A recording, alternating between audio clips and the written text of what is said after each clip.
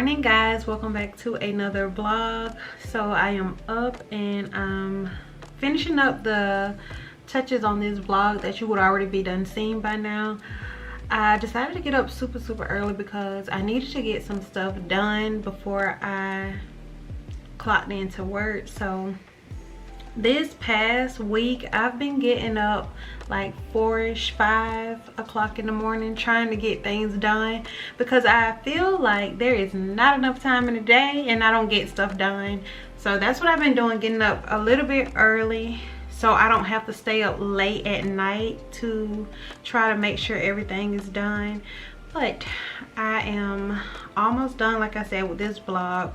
I need to go to the grocery store because I would like to make that sushi kind of thing, you know, with the seaweed and the salmon and the avocado and rice, that type of thing with the sriracha mayo. So I'm gonna have that for lunch, and then yeah, so I think I'm gonna go to I don't know, Walmart or Kroger, we will see. But I just need to finish up this vlog and then get the day started. Find something to wear and do my hair and stuff like that. So yes, but I just want to pop on and open up the vlog and say hey, and yeah.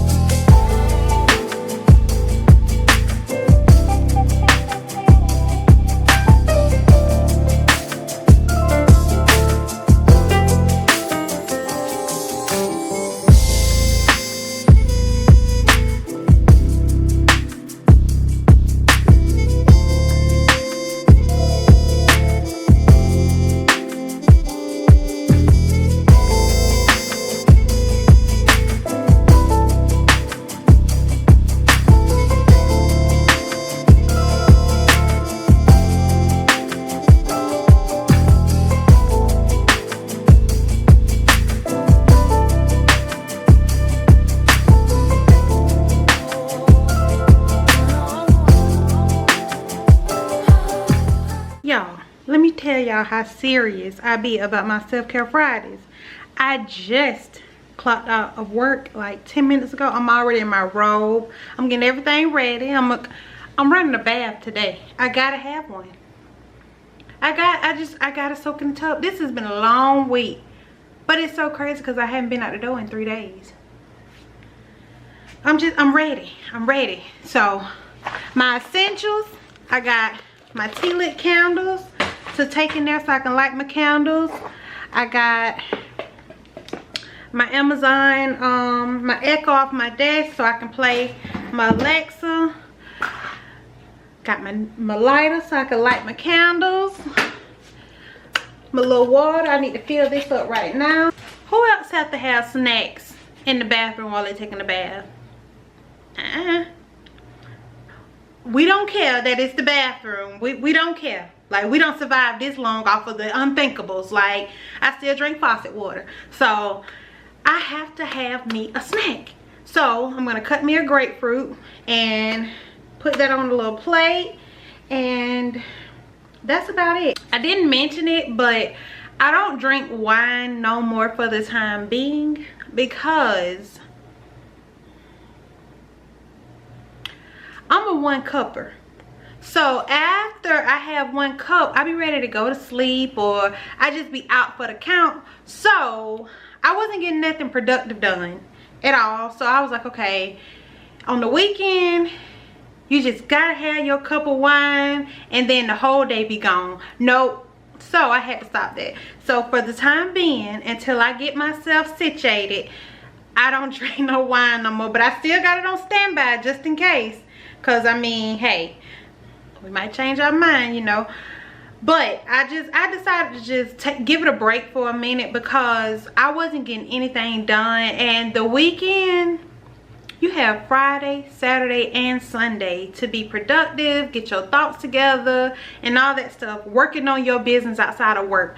So I was like, okay, we need to be very productive. So that's what I'm doing. We're gonna let the licky go for a little minute, and then we'll pick it back up once we done accomplish some things.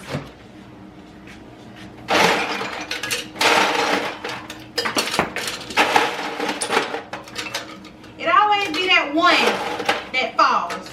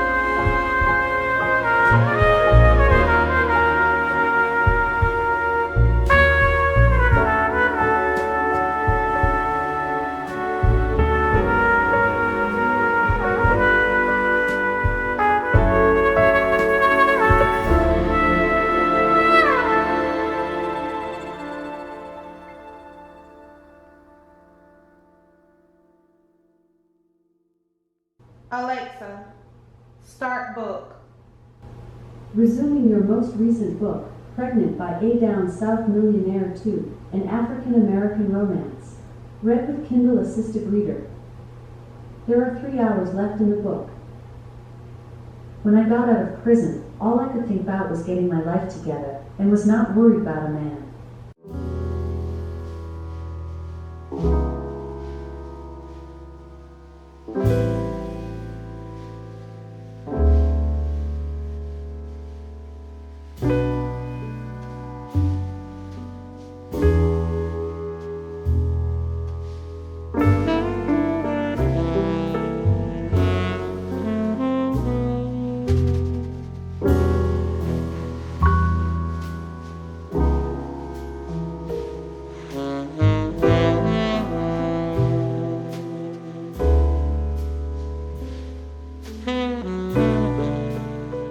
Good morning, guys. Happy Saturday.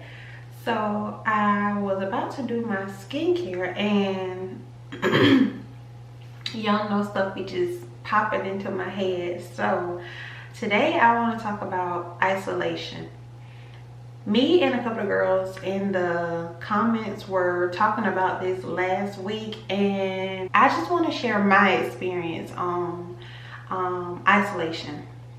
So I'm going to be doing my skincare, and I will put the stuff down below and where I got it from, because y'all know most of the stuff I get is from TJ Maxx. So I'll just place it down there if you would like to try it out. And I also got my juice for the morning, and I'm taking this immunity shot. So yes, but isolation. Whew. So with isolation, I want to talk about my experience with isolation. When God first put it in me to isolate myself, I don't know about y'all, but I was scared.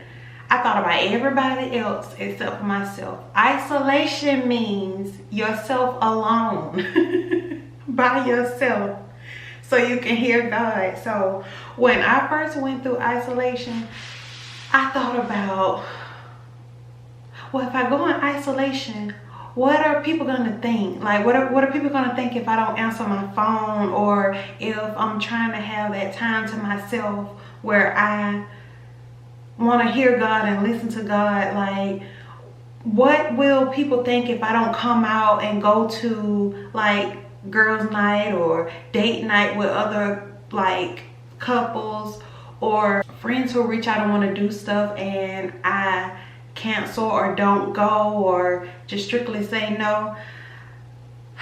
I was so just nervous, so caught up on what would they think, what would they feel, how would they feel. Like, I was so caught up on that. And meanwhile, I'm still over here empty, discouraged, upset, knowing that I'm supposed to be doing this, what God told me to do, and I'm not doing it. So isolation takes willpower. It really do. Like, you got to be able to say, I don't care what such and such think or say, or how they feel towards what I'm going through. And you don't owe nobody an explanation when you're going through isolation. That's one thing I did learn. Isolation is that phase in life where you are really working on yourself, just seeing things for what they truly is, seeing people for what they truly are. You know the people who are not supposed to be in your life before you even go through isolation. While you're in isolation, that is your time to, I'm talking about, comb out with a fine-tooth comb everything that you don't want in your life when you come out of isolation. Meaning, people, a lot of people who I decided with no explanation, I didn't send no messages, we didn't talk, none of that. it was a lot of people that I just strictly said they don't mean me well, and there's nothing in that friendship that allows me to want to hold on to it. And I decided, I made a list and I said, okay, nope, this ain't gonna work, this never worked, this one is no. And I let it go. I deleted the numbers out my phone, and if you're not in my phone, what is there for us to talk about? If you send a message, hey, how you doing? I'm like, wait a minute, I don't know this number. Nope. No, I don't want to find out. At this space in my life, the people in my life who I want in my life, not who want to be in my life, who's in my life are the people who are meant to be in my life.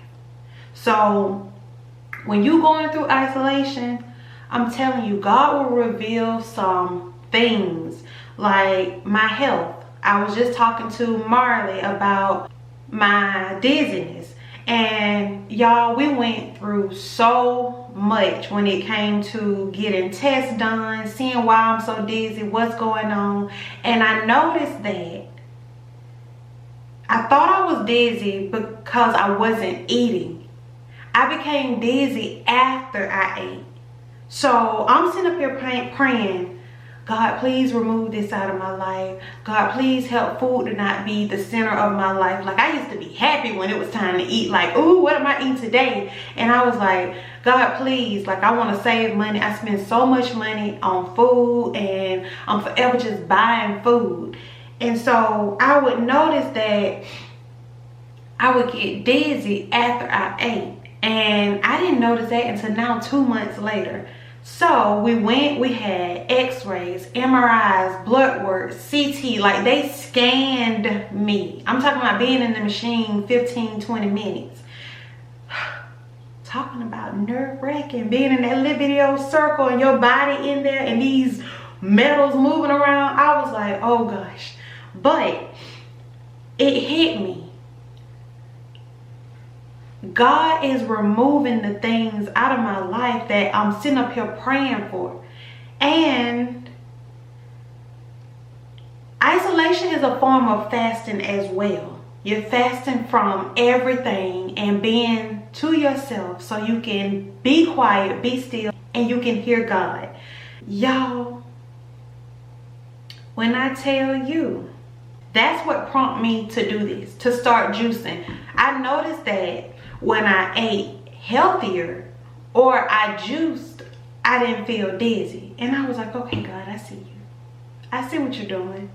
So now I'm like, okay, in order for me to get to that place that God is trying to take me, that he's trying to do for me, I gotta be obedient. And I can't pray for stuff and then go back and do the total opposite.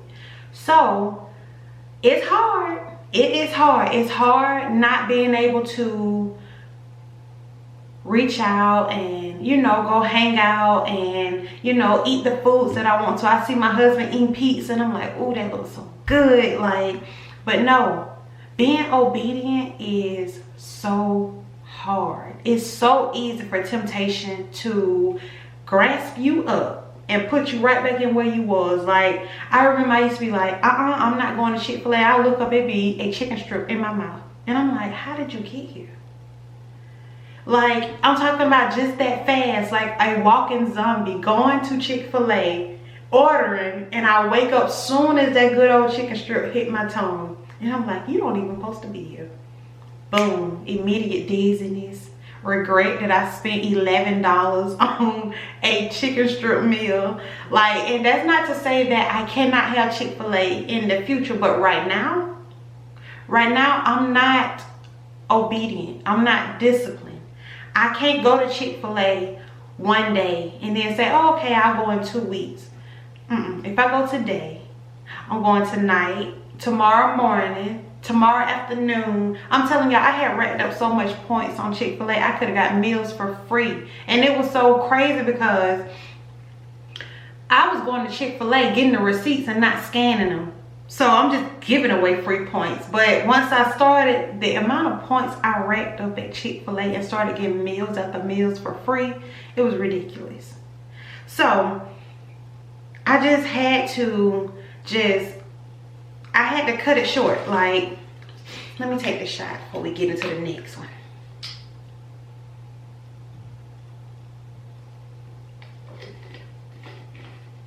Ooh, that's hot. Ooh, that's hot. It's hot. Ooh, that's hot. That turmeric. Ooh.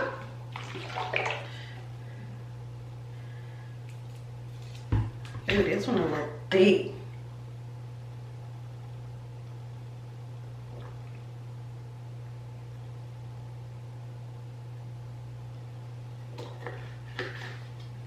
Okay.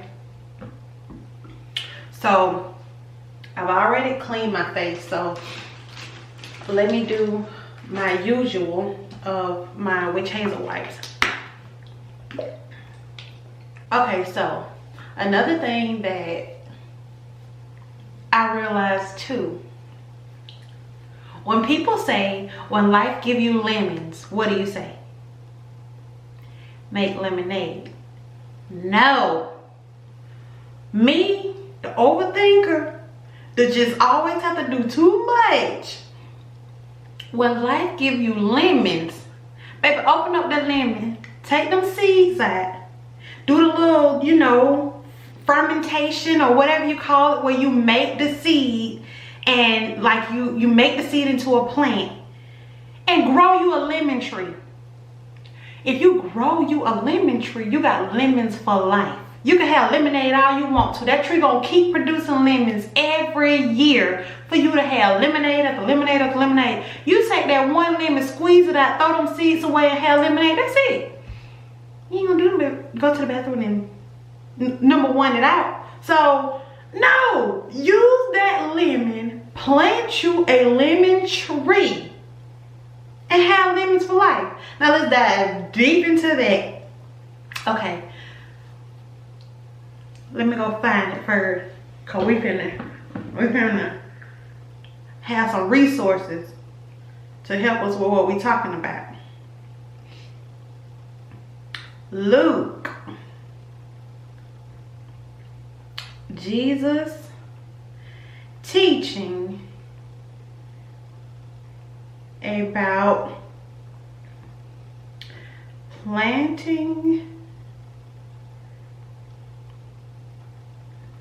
seeds parable.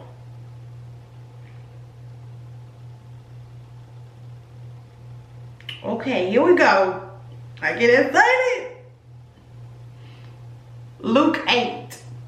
Listen, cause baby, when I be reading stuff, I be like, okay, God, okay. So this is when y'all, isolation. Hear me out. Lemon tree. We going somewhere. Listen, okay. A farmer went out to sow seeds. As he was scattering the seeds, some fell along the path. It was trampled on, and the birds of the air ate it up. Some fell on rock, and when it came up, the plants withered because they had no moisture.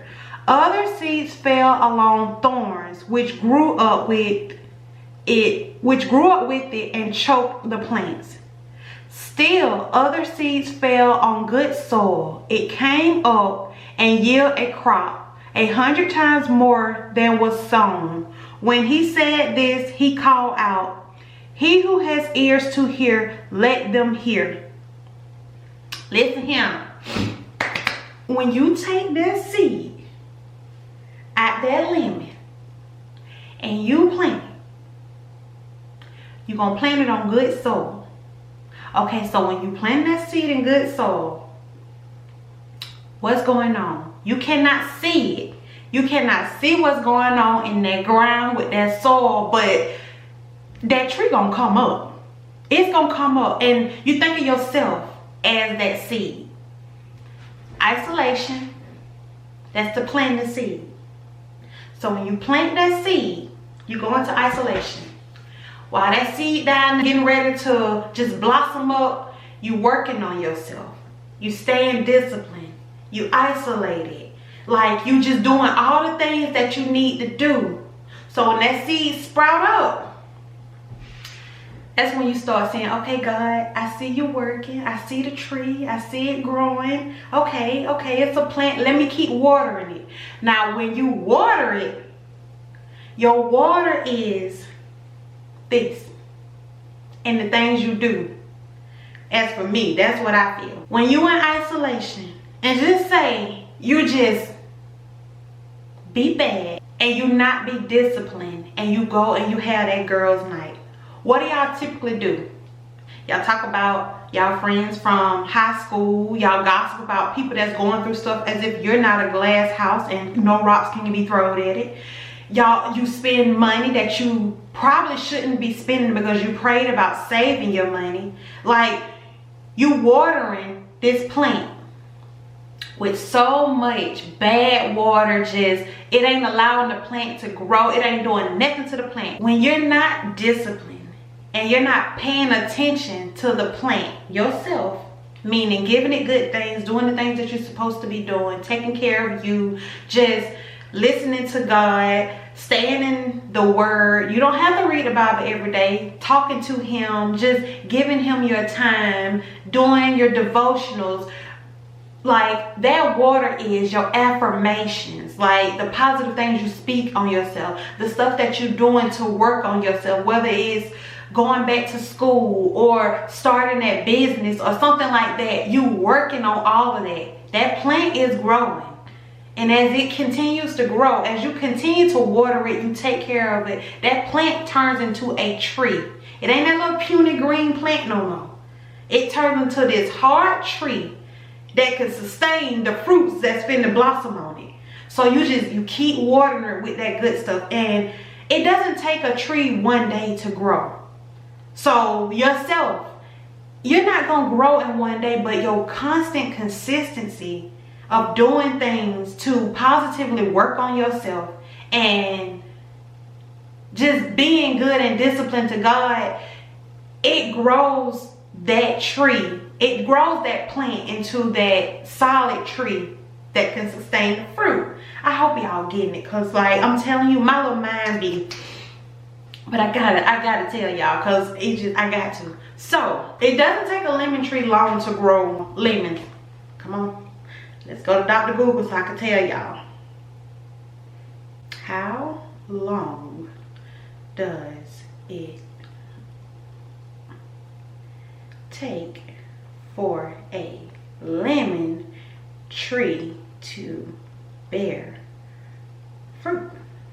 After a period of 1 to 3 years, your lemon tree might begin to produce fruit. Lemons can take up to 6 months to ripen, depending on the variety, and are ready to be picked when they are firm, glossy skin and are 2 to 3 inches in size.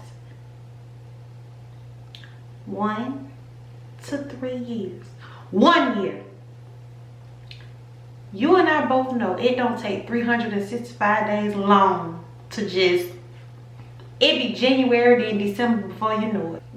All I needed to see was 1 to 3 years. Y'all, we stayed in bad relationships 1 to 3 years. We done stayed on jobs that we haven't liked 1 to 3 years. And you mean to tell me we can't stay in isolation and be obedient to God for 1 to 3 years? And see, the thing about God is, God, on that little 1 to 3 year journey, 1 year, because it takes 1 year for a lemon tree to even bear the fruit, to even see the little green lemon. God will give you these little nuggets of blessings along the way to show you like, okay, daughter, I see you. I see you being obedient. I see you listening. Okay, here you go. Here's a blessing here or a blessing there. That's the fruit of your labor. That's the benefits that you reap from the seed that you sowed. So those good fruits, good relationships with people, good money and managing skills. You're a good steward of your money. You get approved for that house. You get that car that you've been wanting. You get into school or you graduated. Like, it's you have that relationship with God to the point, I'm talking about it could flicker on your shoulder and you're like, God can handle it. God got it. I'm telling you, when you get to that phase where that lemon start bearing fruit and you could just go and pick your blessings off whenever you just get ready, because you know, baby, me and God planted this. We planted this, so I know for a fact when I get that lemon off this tree, it's gonna be a good fruit. I don't care if it's sour, I don't care what, it gonna make the best lemonade ever. Shoot, do like me, I'll make half sweet tea, half lemonade. But I'm telling you, y'all, isolation is not bad. There are some good things that comes out of isolation. Don't worry about people, don't worry about family. You can feel good for 7 days straight, and that's a blessing. No negativity, nobody reaching out with no craziness. You're not in no craziness, you're not in no regretful situations. Like, it can be you being consistent. That's a negative blessing because you wasn't consistent before. So God just helping you to get up every day and be energized and just have that creativity mind to do the things that you should have been doing before that you're doing now, because he's giving you that energy to be disciplined. Like, blessings don't always have to come in the form of money and objects. It can be being a different you that you wasn't before because you didn't have the willpower to do that. Like, y'all, I'm telling you, tap into it. Tap into it. Like, and I have to just say this because us newer generation, like, you don't have to. It's good to read the Bible every day, but just having that relationship, talking to God, just showing him that you making him the center of your life. It can be buying the little devotional books and it's like 5 minutes of devotion, or reading devotion. They have little devotions on your phone. You can read them, answer the questions, like, just whatever it means to build that relationship. He's gonna make you want more. Like, what? I didn't have no adventure Bible before I started. I used to just look at the little apps and, you know, say my little prayers, and then I was like, I like that. I like when Proverbs said that. Let me go find it so I can highlight it. And it's like those little sayings that you be hearing, like your grandma or the elder saying, you be like, oh, I remember that. Like, that's what I used to hear growing up in my house. Like, you know, the little sayings that if somebody just said, you know, to finish it because you know exactly, because grandma been saying it all her life. I'm telling you, he gonna make you want more, but you gotta want more. Like, he ain't gonna be like, come on. Like, he ain't gonna be doing that. When he see you like, okay, God, he gonna be like, okay, here you go. Get this. Look at this. Or, you know, go through this. Like, he gonna have it just right there waiting on you. He gonna make you. Like, the Adventure Bible, I think I paid a good little old $30-something penny. The old me was like, I'm not gonna pay $30 for no Bible. But baby, God made it to where, baby, I had $50. So when I bought that $30 Bible, I still had $20 left over. So I'm telling you, he will make the situation good so you would want to do it. You just gotta want to.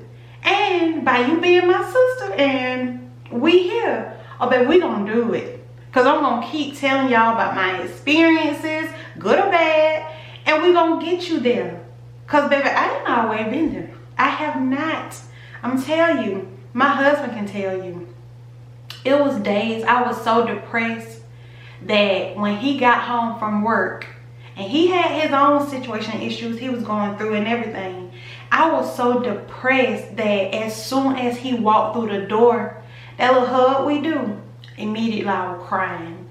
And that would lead to him taking a shower and then coming and laying beside me in the bed. And no words were spoken, I would just cry. Don't know why I was crying.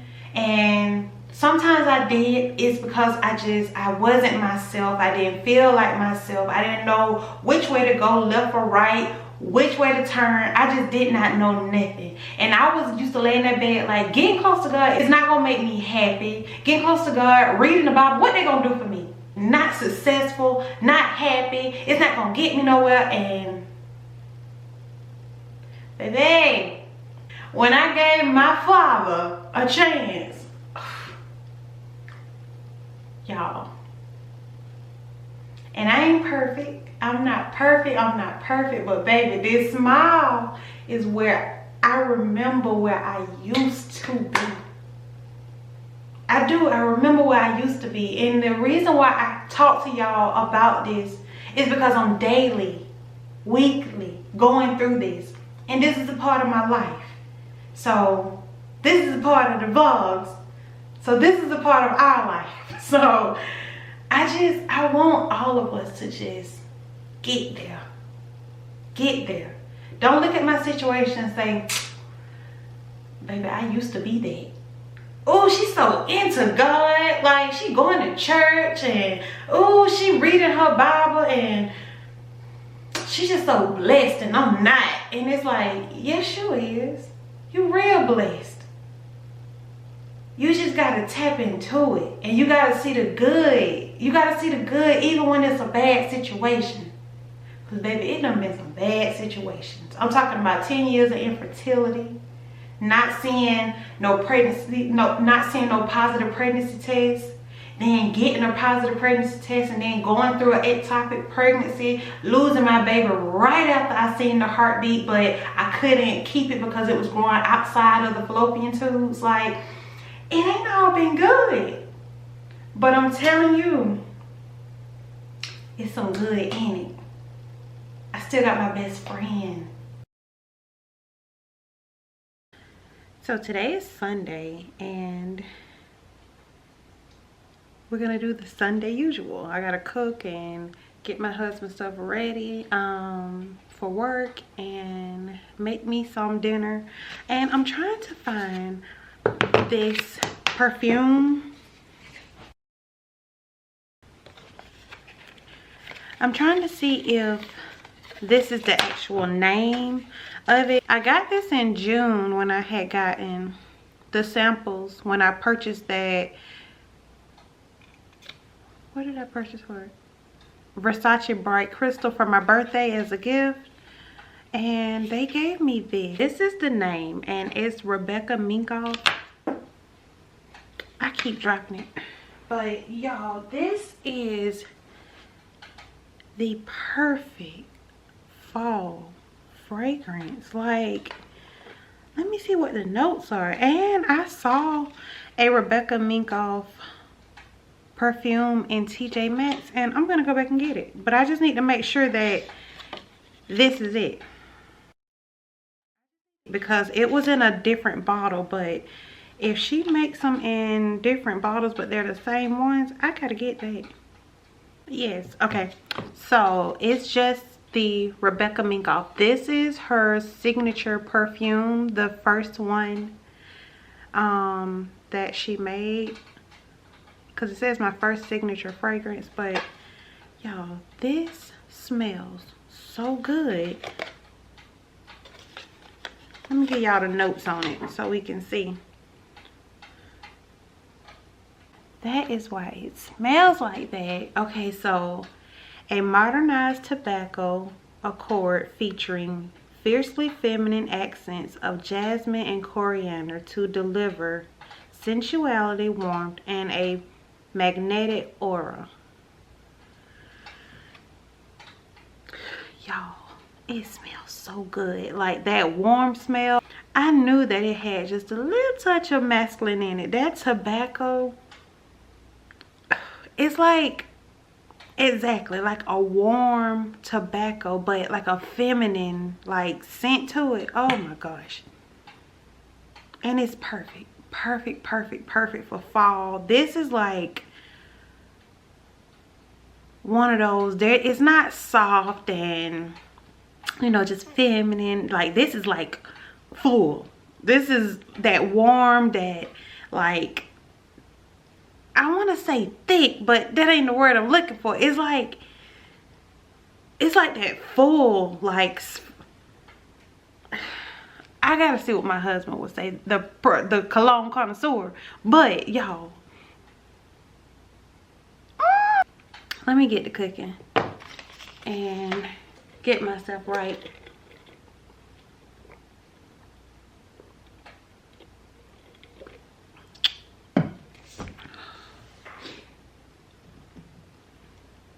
Can I be honest with y'all? I don't like Sundays. The reason why I don't like Sundays is because you go back to the usual, to the work week. I'm a wife that loves to hang with her husband. Like, love, love, love, love.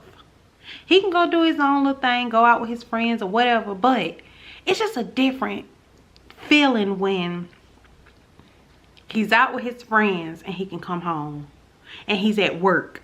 Like, you can't just walk off like that. So it's just, I love spending time with him on the weekend. Like, it just be nice and flowy, relaxing. We just be in this house doing everything possible, listening to music. He be having his drinks, like watching movies, creating things. Like, it just be a whole relaxing vibe in this house on the weekend, to the point that I'm praying to God that this be like our everyday be able to spend time with each other every day. He can go out with his friends, I ain't going nowhere, but like every day I live to be able to wake up, work out with my husband, have breakfast together, and you know, just a slow day, go out for lunch together, like then we part ways, do our little separate little thing, and then come back together for dinner, and you know, just a whole relaxing vibe. And I live for that. Like, I see it happening every day. So I would love, love, love to just be able to, both me and my husband, just live on our own terms, do whatever it is that we want to do for the day. No rush, no schedules, no nothing. And we gonna have that, because that's what I want. So guys, while we are cooking, this is what we are looking at and listening to. So this is the sermon for this Sunday.